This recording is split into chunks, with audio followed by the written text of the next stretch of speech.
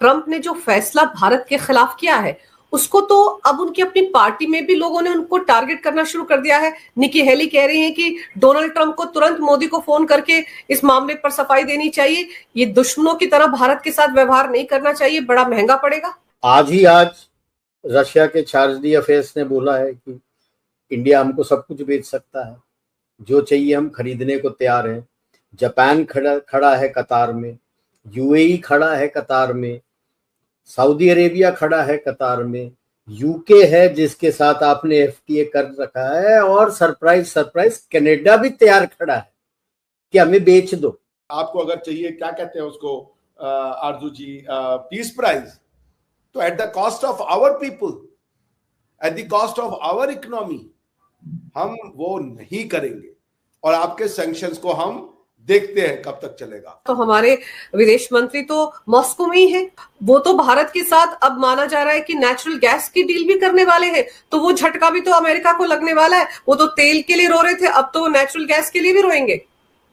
आगे आगे ट्रंप और अमेरिका और चीजों के लिए रो रहेंगे, इसमें कोई दिक्कत, no doubt on that. US हमारे साथ पाकिस्तान का कार्ड खेल रहा है, रशिया के साथ यूक्रेन का कार्ड खेल रहा है, तो हमने कहा चलो हम भी ताश खेल लेते हैं उसके साथ, चाइना का कार्ड खेल रहे। हमारे जो मौशाए ट्रंप हैं वो तो अब धीरे धीरे टैरिफ को कह रहे हैं कि हमने सैंक्शन लगाए हैं भारत के ऊपर। कभी कहते हैं कि साहब Bharat strategic partner, not acting like strategic partners. और वैसे जो स्ट्रेटेजिक पार्टनर्स थे वो कैसे एक्ट कर रहे थे वो अभी सबने देख लिया वॉशिंगटन डीसी में जो लाइन लगा के बैठे हुए थे। तो थोड़ा खुलासा करें कि साहब ये हो क्या रहा है। ये ट्रंप बाबू जो है वो अपने ही जाल में तो नहीं फंस गए कहीं बुरी तरह से, और टैरिफ के चक्कर में पता चला खुद भी बर्बाद और भारत और भी मजबूत निकल के आएगा। सर देखो, लोगों को समझना चाहिए, डरना नहीं चाहिए कि जो आपकी निर्यात यूएस को है, आपके जीडीपी का 2%, और जिस पे टैरिफ लगाया है वो तकरीबन 1% या 1.3% के आसपास है। उसका आईएमएफ और वर्ल्ड बैंक ने भी बोला है कि जितना भी टैरिफ लगाना है ट्रंप लगा दे, आपका जीडीपी पे असर 0.2 से 0.4% है। इसके लिए क्यों डर रहे हो?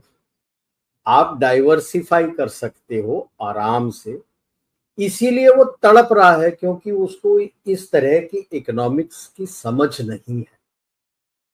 आज आप देख लीजिए जिसके ऊपर उसने टैरिफ लगाया है, आज रशिया के चार्ज दी अफेयर्स ने बोला है कि इंडिया हमको सब कुछ बेच सकता है, जो चाहिए हम खरीदने को तैयार हैं।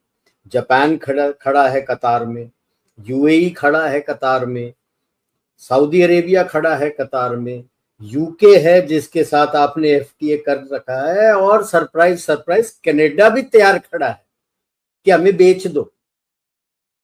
सबको पैसे बनाने का मौका मिलेगा। आप अपना सामान वहां दे दीजिए और वो अपना कमीशन लगा के यूएस भेज देगा, पैसे बन गए उसके। इन्हें आप अंदाजा लगा लीजिए sir, natural cut diamonds India का यूएस के मार्केट में 90% का होल्ड है, बल्कि 90% तो ग्लोबल होल्ड है आपका, आपके natural cut and polish diamonds पे। उस पे आप टैरिफ लगा रहे हो, किसके पास जाओगे आप जो आपको दे देगा? किसी के पास नहीं जा सकते। मतलब आपकी लेडीज तो बिल्कुल ही नाराज हो गई कि अब तो डायमंड का मैं कुछ पहन नहीं सकती। बेचारे अपने जो एंगेजमेंट करते हैं तो एंगेजमेंट रिंग में सॉलिटेयर डायमंड होता है, वो बेचारा लड़का लाएगा कहां से? लाएगा तो जेब खाली हो जाएगी।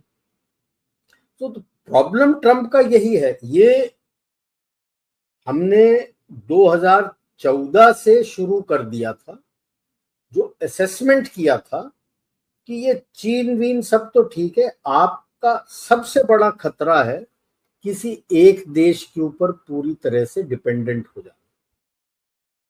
तो जहां तक आप डाइवर्सिफाई कर सकते हो डाइवर्सिफाई करिए। जो आपका मेक इन इंडिया भारत में बना सकते हैं बना लीजिए। वो सब तैयार कर दिया आपने। बाकी लोग भाग रहे हैं, हमारे लोग कहते हैं हम क्यों नहीं जा रहे हैं। जैसे मैंने कहा, हमारा तो 1.3% ऑफ जीडीपी है। अब चीन, ईयू, जापान, साउथ कोरिया, ये सब क्यों भाग रहे हैं, वियतनाम, इनका 20 से 30% है जीडीपी का।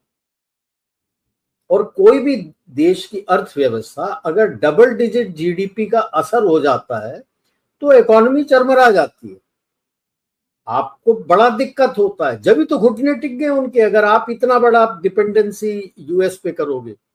हमने तो बड़ी सोच समझ के खेल किया है कि डिपेंडेंसी डाइवर्सिफाई कर लिया है। आपका तेल का देखो डिपेंडेंसी कितना डाइवर्सिफाइड है, गैस का देखो कितना डाइवर्सिफाइड है, कि कोई एक देश आपको कोई दबाना सोचे तो दूसरे पास आपका है। आपने अपने रिजर्व्स बढ़ा के रखे हुए हैं एनर्जी के लिए, ऑयल एंड गैस के रिजर्व्स आपने काफी बढ़ा के रखे हैं कि इतने दिन के लिए मैं संभाल लूंगा अपने रिजर्व्स के।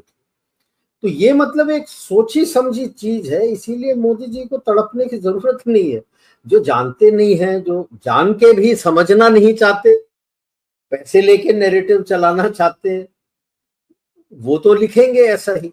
अब चीन का ले लेते, बेचारा क्यों कहता हूं मैं, ये सारी टैरिफ के लड़ाई में कोई चीन के बारे में तो बात ही नहीं कर रहा कि इतना ज्यादा टैरिफ डाल रखा है उसको। टैरिफ के अलावा जो भी शिप चीन का फ्लैग फ्लाई करता है उसको 100% एक्स्ट्रा लैंडिंग चार्ज देना पड़ता है।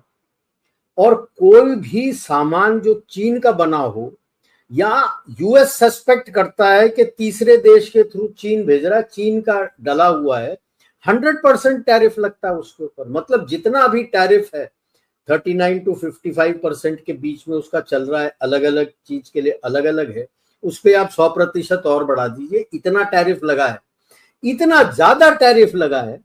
लेकिन सब बोल रहे हैं कि भारत क्या कर रहा है, कोई ये नहीं बोल रहा चीन क्या कर रहा है।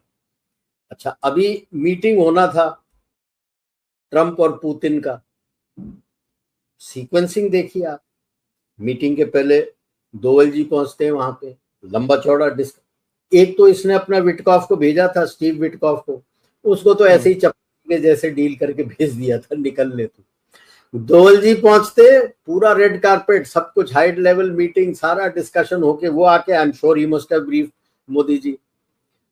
पुतिन का मोदी जी से बात होता है मीटिंग के पहले, मीटिंग होता है, मीटिंग के बाद I think it was Lavrov जो वांग यी को कॉल करके बताता है कि क्या हुआ। और Putin calls Modi, Putin has not spoken to Xi Jinping as yet, Putin calls Modi, उनसे बात की। और कल परसों तो अपने वो पहुंच रहे हैं वहां पे, EAM जयशंकर जी वहां है, डीप डिस्कशन। ये तो नहीं मतलब चाइना ही नहीं, रशिया, यूएस भी डर रहा होगा कि लंबी चौड़ी बातचीत हो गई। और वो वापस आएंगे, यहां ब्रीफिंग होगा, उसके बाद दोनों मोदी जी और पुतिन पहुंच रहे हैं त्यानजिन SCO के मीटिंग के लिए। 31 से 31 1 तारीख को वहां है। वहां से वापस आने के बाद सितंबर में बीच में ये आने वाले हैं, अपने पुतिन यहां आने वाला है।